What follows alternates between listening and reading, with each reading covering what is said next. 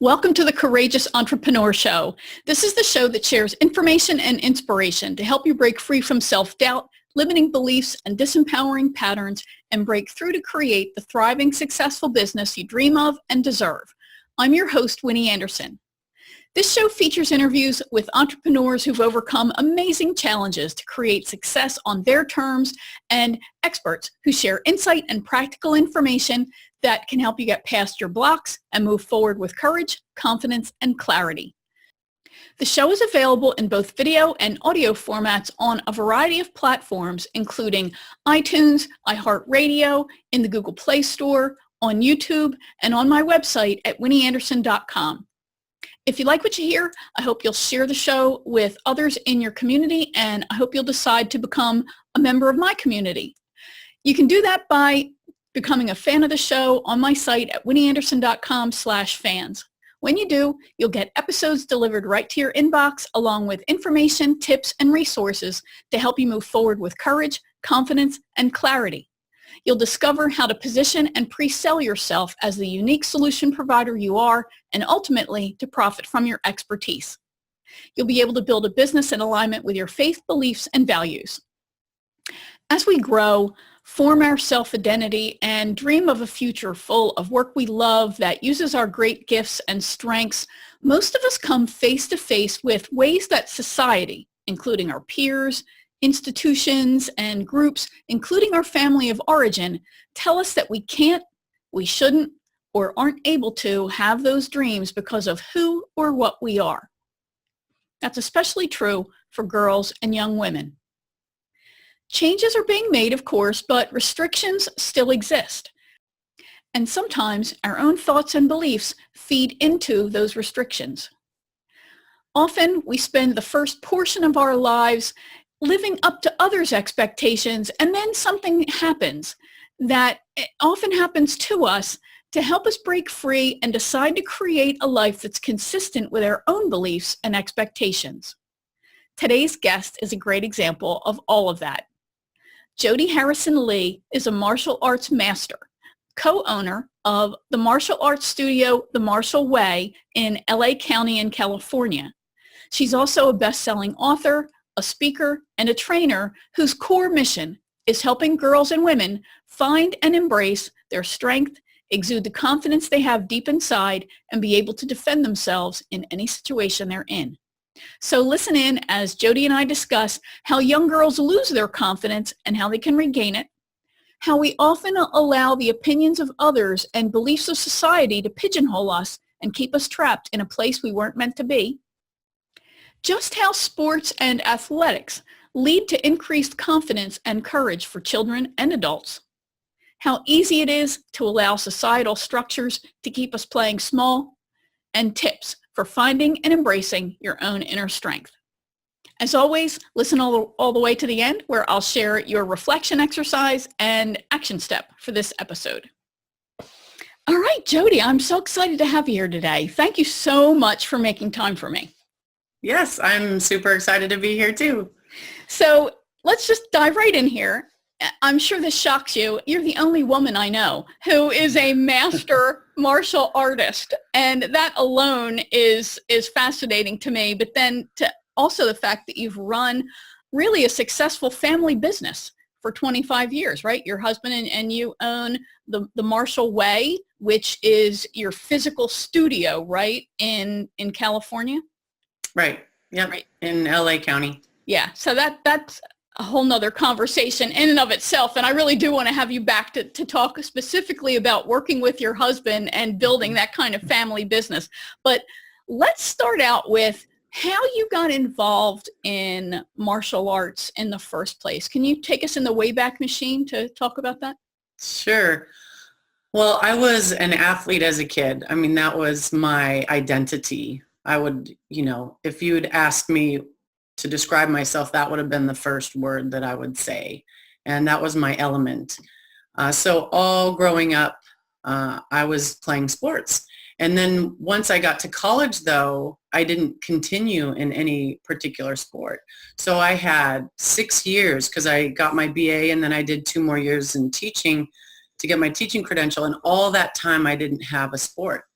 And I remember feeling once I went to graduate school that just something was missing in my life. And I had gotten a flyer in the mail that, was martial arts. And I thought, wow, that would be cool. And so I went to check it out, and just immediately, I happened to be watching a black belt class. There was one woman in it. And I just thought, that's really cool. I'm going to do that. And, I needed something athletic with a goal in my life. And so that was it. And so since then, and I was 23 or 24 at that time. And I never looked back. I've trained like almost daily, really, for all this time. Maybe 4 to 5 days a week. But at first, 5 days a week. Yeah. Wow. That's really fascinating. So that flyer in the mail. I know. Life. Yeah. That's right. That is really amazing. So what in particular about it really resonated with you that it then became this lifelong journey, and now you're technically a professional athlete, really, right? To a degree. I mean, this is your whole life. What about it? Can you talk about that? What lit that spark? Well, I know that it was my goal to be strong. I was always competitive. I always wanted to be, compete with the boys as a kid. That was just, how I was. I wanted to be strong. If somebody said, I don't know, challenged me, that would just be something that, I would want to do. And I knew I was missing something. I played basketball, baseball, and tennis all 4 years in college. So in high school. So I was a 3-sport person. And so just to have that be your identity and then have nothing. And so when I went in and I saw these people doing something that was so strong and that had goals, that was important to me. Okay. And, it was a progression. So I could see longevity in it. Like, I have this thing that I can attain, the black belt. And that was perfect for me because, then I could continue doing my, my schooling and my career, but I would have this thing that would keep me, in my essence. And so it was immediate. Like, they didn't even have to talk me into it. How much do you want? And I was just there. Okay. Yeah. So when you were a kid, did you have any desire to be a professional athlete? I know at the time, I don't think there were any professional leagues for women. Were there? Well, that's the thing. I was born just slightly too soon. Because I wanted to be a professional athlete. But the thing was, my favorite sports were football and baseball. As a kid, I just, we played baseball with neighbors, and my dad, I was an only child, and I was essentially my dad's little boy, and we would be at parks every weekend throwing the football or playing baseball, and I played in leagues as a kid. Not in football. There was no leagues even, as a kid, but in school we played flag football, and, I was always right up there, with everybody else. And I thought that was so much fun. And I think I liked the team sports, those two. And I played baseball until 6th grade. Okay. And then I remember my mom saying, now you're going to switch to the softball league. And I was so upset, and I was already only one of 2 girls in the baseball league up until then.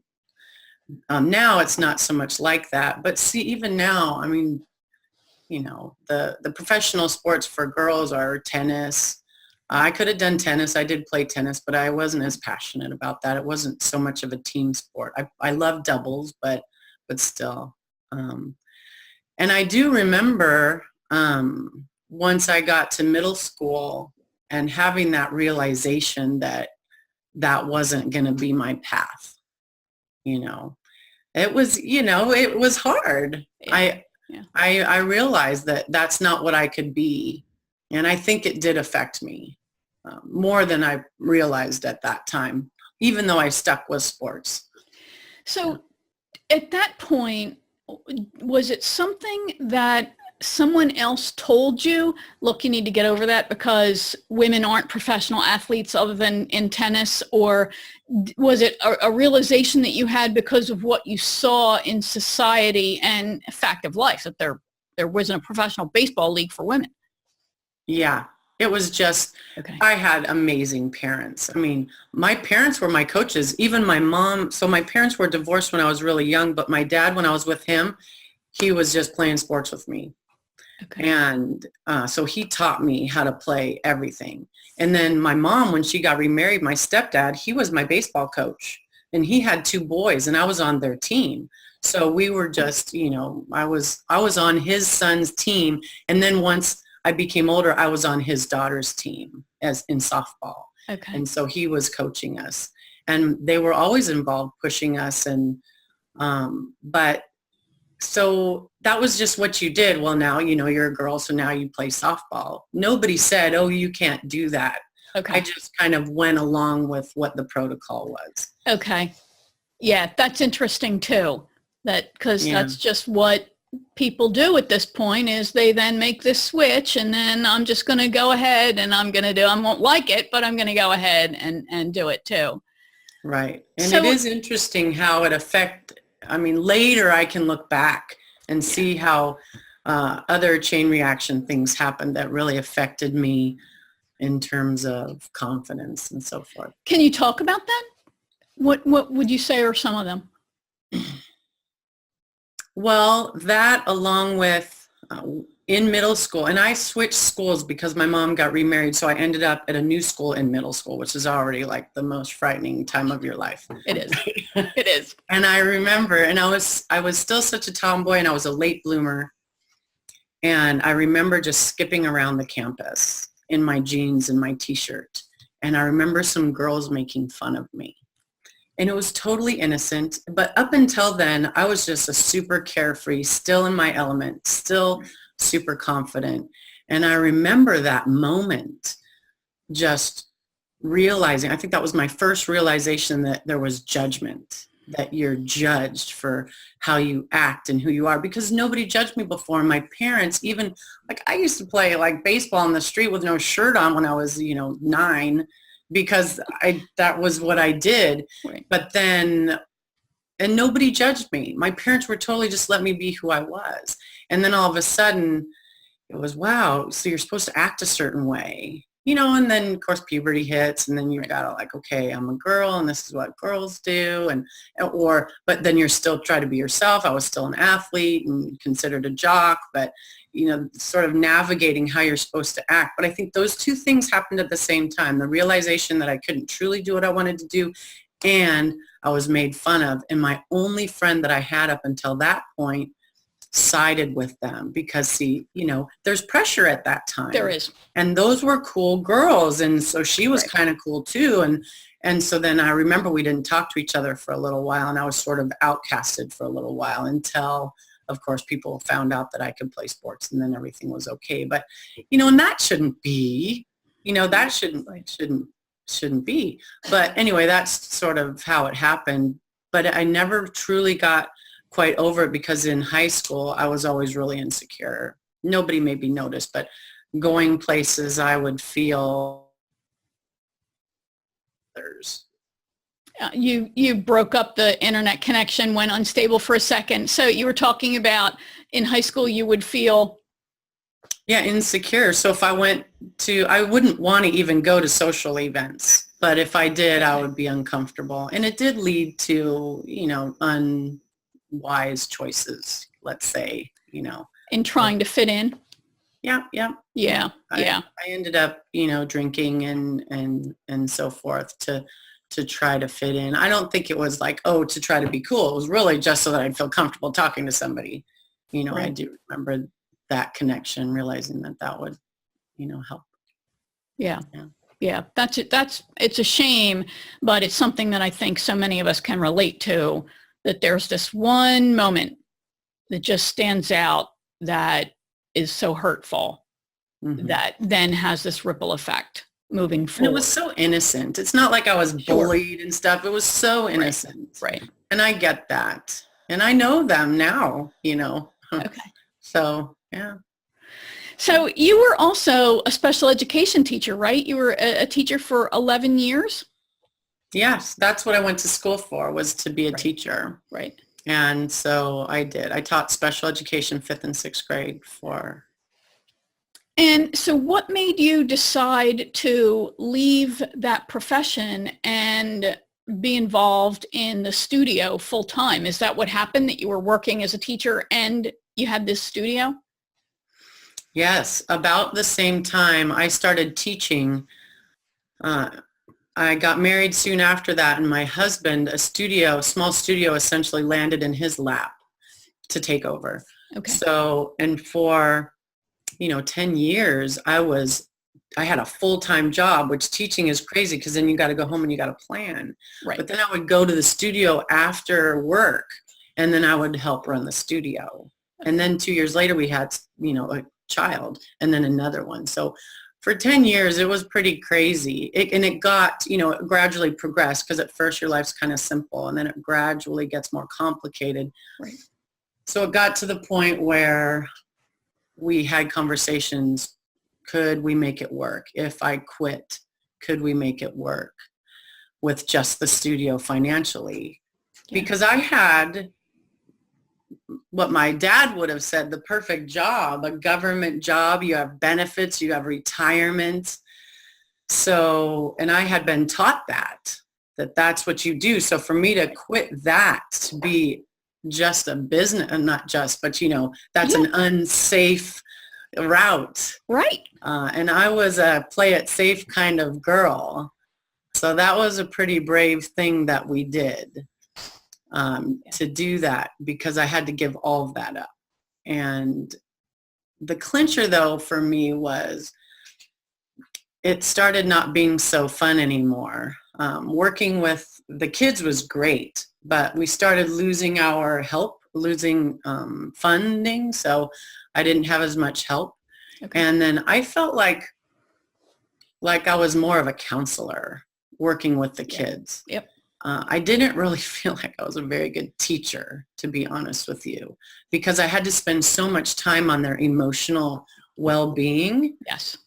That I felt like I'm not even teaching them anything. I felt bad, but then I felt good because I was helping their little psyches, which was so much more important. I realized even then that was so much more important than what they were learning.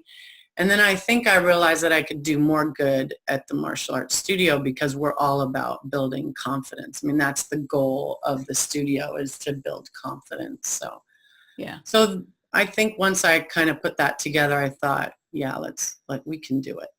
Okay. All right. That's an incredibly brave decision to make. And I'm so impressed that you were able to do that. It's hard to give up that comfort and security of the now, and that comfort and security that is waiting for you at the end with the pension and the benefits and all of that. So that's a lot to give up. And I didn't know really how to run a business. We're just making it up as we went along. Well, you must have made it up pretty well the last 25 years at this point. Yeah, we're still standing. Yeah, that's awesome. So I know one person who is a black belt. She worked at a company that that started to offer fitness courses, and their CEO started to take martial arts training and decided that this is wonderful. I'm going to offer it for free for all of the employees. So she started to take it. She came to it late in life as well, and eventually worked up to be a black belt, but she's not a master. And as far as I know, she's never pursued being an instructor. So can you talk about how did you decide to pursue that? You talked about the goals and you have the different level of belts and that sort of thing, but what then made you decide, I'm going to teach this and I'm going to pursue this level of mastery? Well, it was sort of a natural progression, really, in terms of continuing after black belt, not necessarily to master level, but the continuation, because it was my life, and my husband was a grandmaster. Well, he was a master at the time. Okay. And so, of course, I would continue training. And I got my second degree and I got my third degree. And then I stayed there for a long time. And then first of all, master level is kind of, I don't even know exactly what level is necessarily considered master, at least not here in America. We don't really have like hard set rules. But in Korea, from what I gathered, just from the people that I've met over the years and me looking into it, it seems like fourth or fifth dan. Dan means grade. Degree is master level, because after fourth degree, if you continue on after that, really it's because you're teaching. Okay. Right? And it's more like getting a master's degree, a PhD. You have to me, it's not so much about your skill now improving, because remember, you're also getting older. It's about, yes, you're continuing to train, but what have you done for the sport? What have you done for the betterment of Taekwondo, for your community?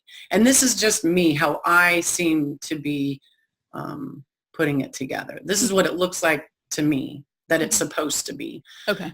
So once I got fourth degree, I did wonder, is that master? Would I be a master? But then my husband was a master, and that would be very confusing for two Master Lees in the studio. So I never really pushed like, well, what do I need to do to be a master?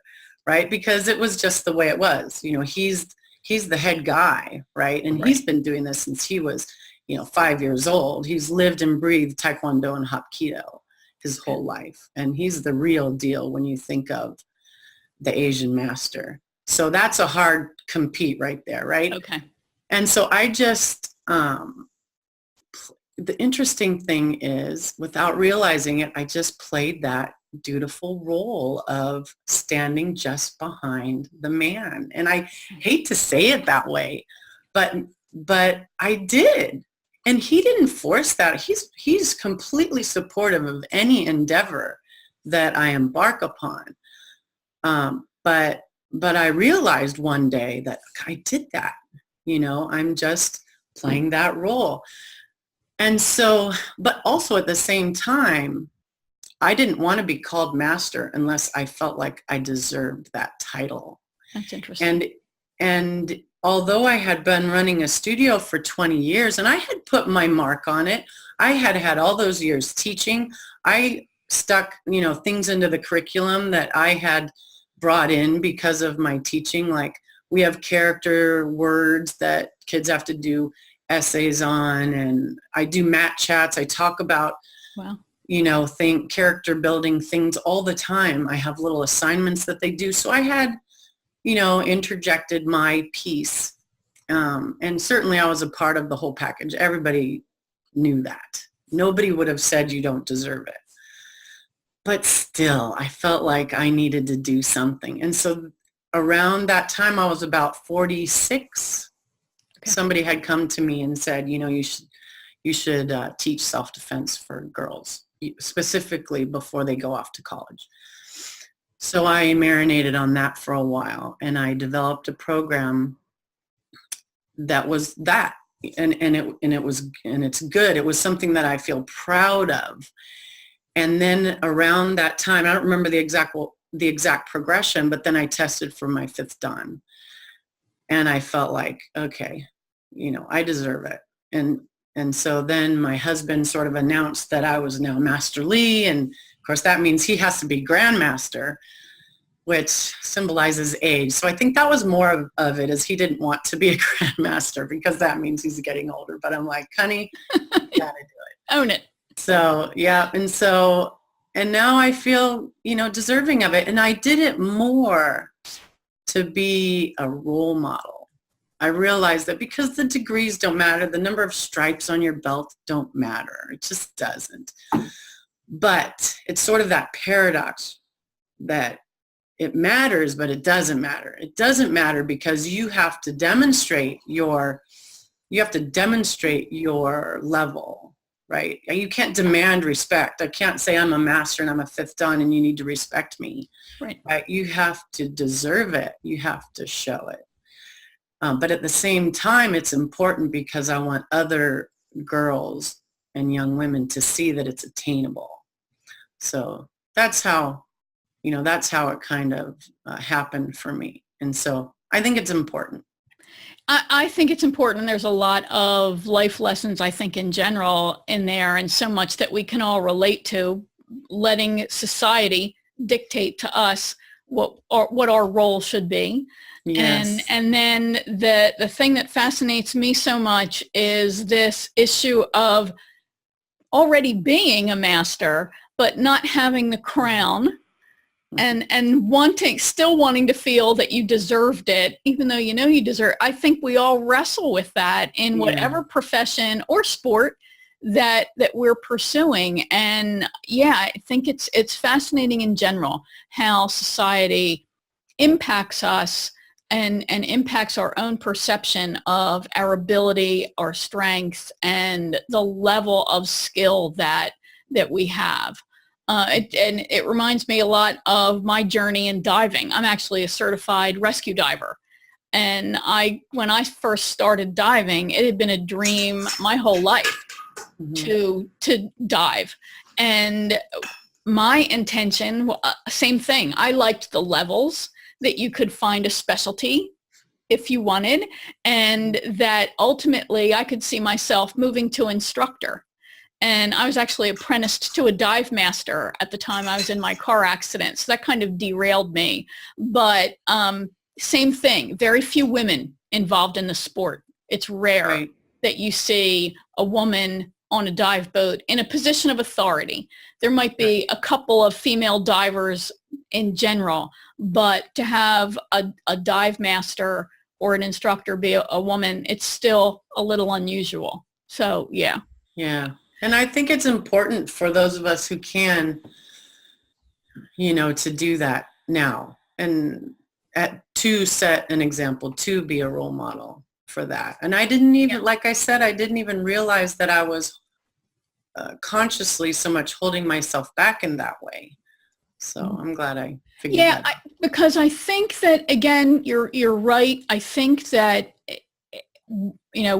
my husband and I joke about this when we see somebody with a cool job and we go, why didn't I know that job was an opportunity, right? Why didn't I know panda hugger was a job career, right, that I could have gone for?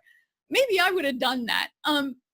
So I do think that there's this importance of showing girls and young women that the opportunities really are out there. And yes, you might have to be the founder, the pathfinder of that route, but by showing what's possible, it plants the seed of, yes, I can do that. Right. So yeah, I do. I think it's important. The irony is that, essentially I became a professional athlete without realizing it. And that just tickles me because, some fate there is involved. That's so funny. Yeah, you were. Yeah, I was thinking about that myself this morning as I was getting dressed. I remembered, our other conversations, and you talked about that. And I thought, she is a professional athlete, maybe not in the traditional sense of a professional athlete, but you certainly are in every way. So really, that dream ended up coming true. It just took you a different route than maybe you would have thought that that's the way you were going to ultimately become a professional athlete. Right.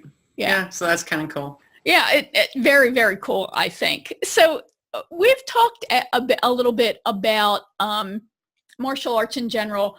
What do you think about martial arts as a sport? What do you think makes it a good choice for girls and women? Yeah, I think it's an excellent choice. I think it's a great choice. Actually, I thought about this recently for all kids, but especially for girls, because women or girls are taught, not overtly necessarily, but they're not as strong as men, as boys, right? It's just infused into society, right? You're not as strong. And so when you take martial arts, you're kicking and you're punching and you start to feel that strength that's inside. And I talk about it all the time in our studio. So, a good martial arts studio will make sure that that connection is made too.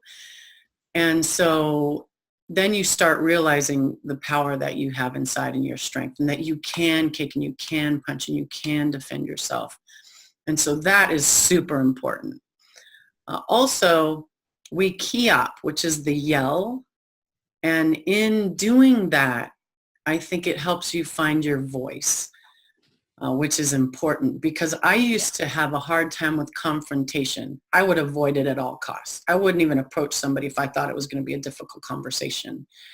And I don't have that problem anymore. And yelling over and over again is very, is very powerful, and it can help you do that. And plus, what if you get accosted, right, or assaulted? You'll be already accustomed to yelling. And so that's really important. And I think just in general, also going through the goals that it takes you through, and you're going to have some failures, and sometimes it's going to be hard. And when we spar, people are kicking you, and you're going to have to deal with uncomfortableness. And but eventually, if you keep doing it and you get to black belt, you realize that going through all of these steps, you're going to ultimately get there. And so, that's that life lesson. And I think it's important for everybody, but, for girls especially, and especially right now with the way times are, right, to teach them that, you are strong. You're just as strong. And that's so important. Yeah. So yeah, I wish more kids, and not even just kids, but women, young women and full-grown women. I wish they would realize that that was a viable thing, because even women sometimes do not stick up for themselves as much and say no when they need to. And yeah.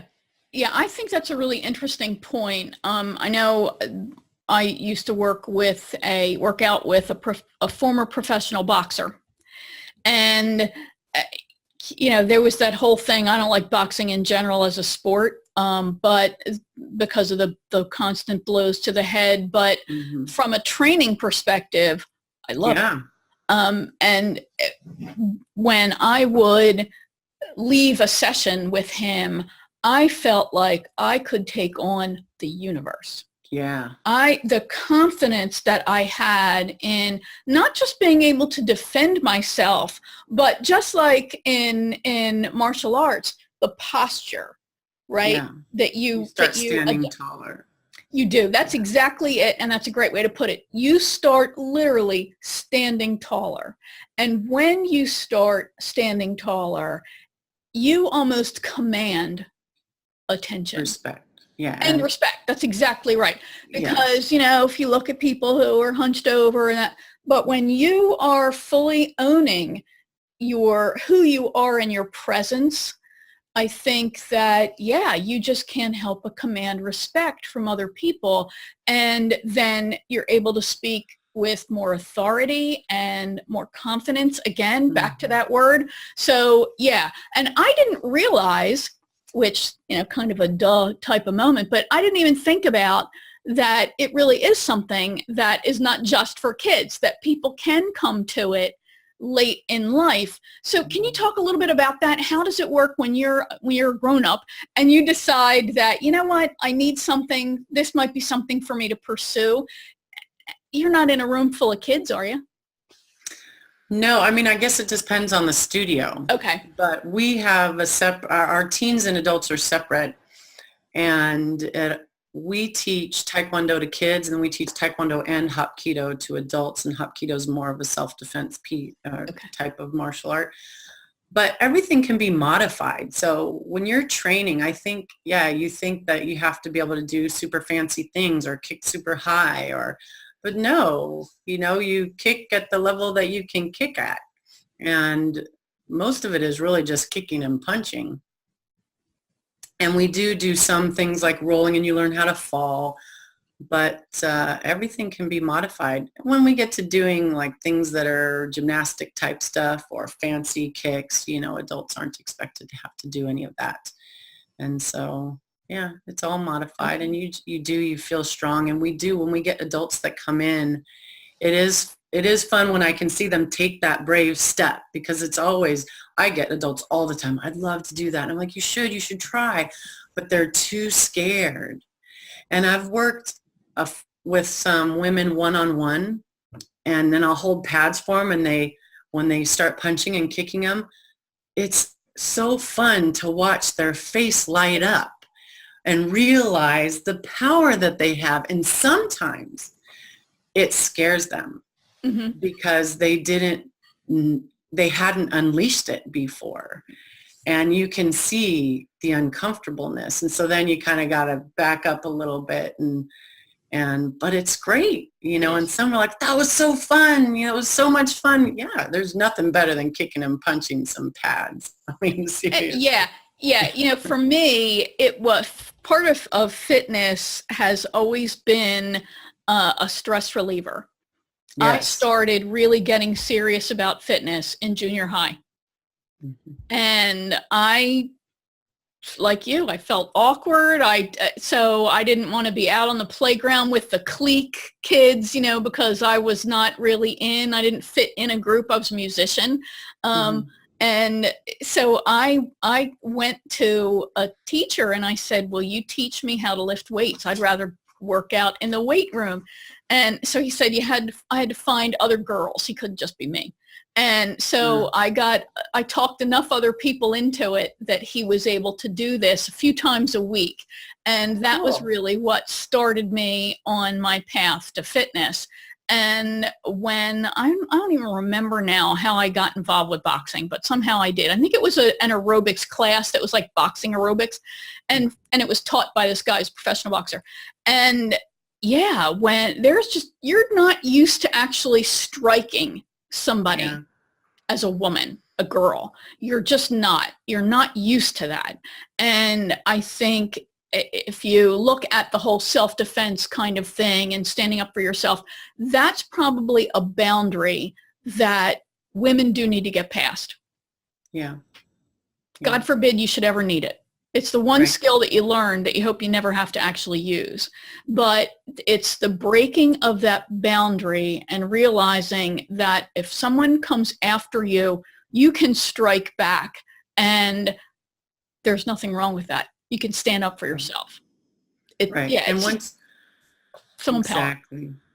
And once you feel that and you stand taller, you become less of a target. And one of the main things is that we don't want to be a target. So what do you need to do to not be an easy target? Because most perpetrators are looking for an easy target. And so there are very simple things that we can do, but sometimes it has to come from inside, because I can't say, go be confident, Right. I wish it was that easy. Yeah. Right. Yeah.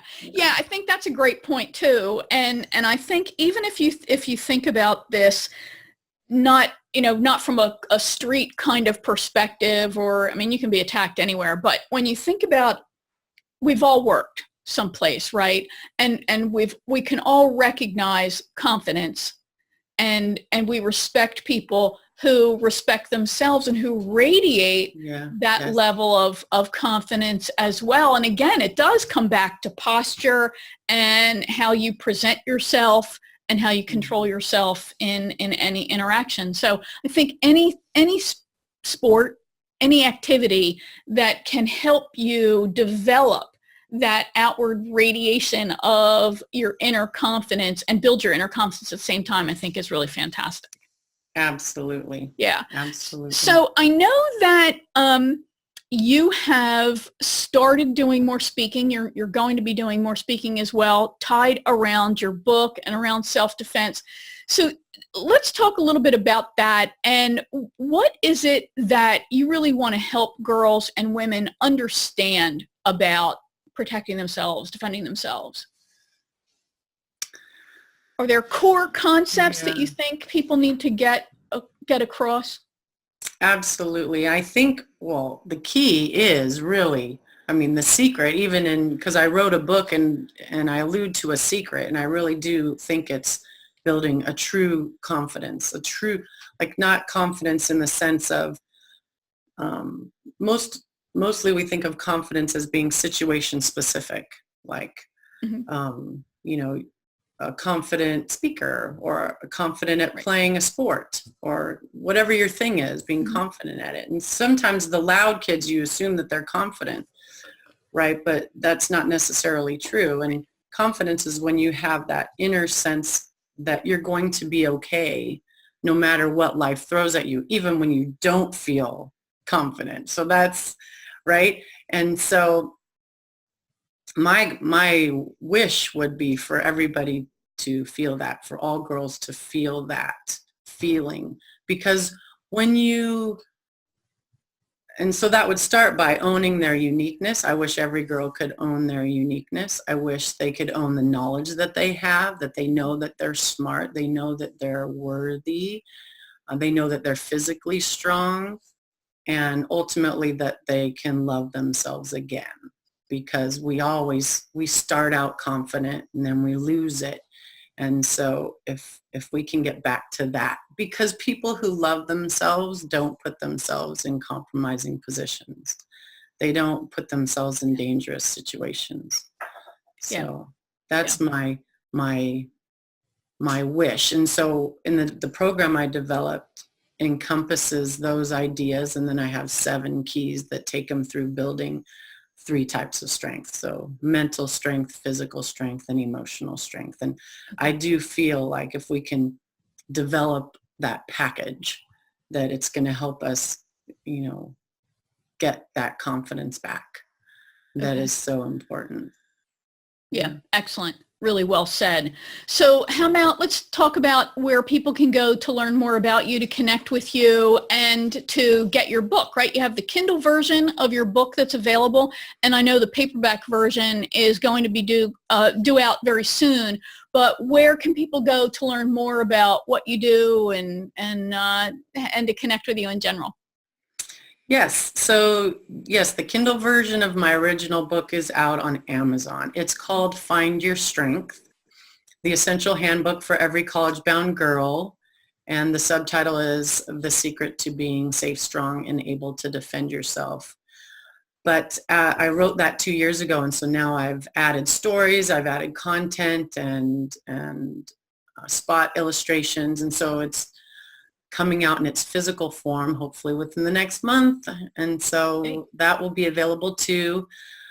I have a website, findyourstrength.com, that we're working on. So they can get a hold of me there. The marshallwaykicks.com is our studio site. Okay. And you can find me on Facebook right now. It's just, Facebook. I do a lot of posting on stuff like this. I use it more for that than really personal. And yeah. All right. Excellent. Excellent. Of course, we'll have links to everything in the show notes for the episodes. You'll be able to track Jodi down on Amazon, get both versions of her book when they're ready, and you can also connect with her on Facebook. So thanks very much for being here. It was a great opportunity to talk to you today. Yeah. Thanks for having me, Winnie. All right, I hope you found that interesting and helpful. Jodi is just an incredible person on so many levels. If you liked this episode, please share it with your connections. Please leave a great review for it on the platform where you consumed it. That really does help it raise in the rankings on that particular platform and helps people find it. Be sure to subscribe either on that specific platform that you consume the show at, like iTunes, iHeartRadio, Google Play, or you can subscribe to the video version on my YouTube channel. When you subscribe at my website, though, at winnieanderson.com/fans, you'll receive episodes emailed to you each week, along with information, tips, and resources to help you come out of hiding and position and pre-sell yourself as the trusted advisor that you are, so you can profit from your expertise. All right, so your cocktail exercise, otherwise known as a reflection exercise. No alcohol needs to be involved. Don't drink and drive. Don't overindulge. All right, so you want to ask yourself, what are you telling yourself that you cannot do? What beliefs of society or of those people in your life do you buy into and allow to dictate and control your life? Maybe somebody told you that you weren't creative, so you've suppressed your dream of writing or acting or performing. Maybe you're caught up in a relationship where you feel traditional roles are constricting you somehow. What fears and doubts do you feed into and fuel with negative self-talk? Okay, your action step. Jodi came to realize that she actually had fulfilled her dream of being a professional athlete. It might not be in the traditional sense of playing on a professional team, but she's still an athlete nonetheless. Can you identify the ways that you hold yourself back? It's not so much society or others that hold us back. It's that we allow that to happen. So what are you doing or not doing that's keeping you from achieving your goal? What opportunities are actually in your life right now that you could take action on to move forward towards achieving your dreams? What action could you take right now in just a few minutes that could help you get started to achieve your dream? Do you want to write a book? Okay, set the timer for 15 minutes and write an overview of what that book would be about and the problem that it would solve. Don't edit. Don't scratch things out. You can type if you want to, but don't correct yourself. Don't self-edit. Do you dream of making a difference to a specific type of audience segment? Okay, set the timer, 15 minutes, and brainstorm all the different ways you could do that. Again, don't let yourself edit. A brainstorming exercise is just that. You just write down all the ideas you have and you don't judge yourself as the ideas, get out of your head. You don't edit yourself. You don't make any kind of corrections until after it's over. I think the other action step that we can all take is to develop a conversation process with the divine. Ask powerful questions and make powerful requests. There's nothing wrong with that. The divine God is tough enough that he can take it. So ask yourself things, ask the divine things like, what's the next best step for me to take to reach my goal of fill in the blank, whatever that goal happens to be.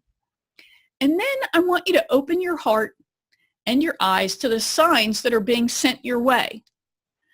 Pastor Joel Osteen says that the reason we don't hear God's message and direction for us is because we listen with our ears, but God talks to our hearts.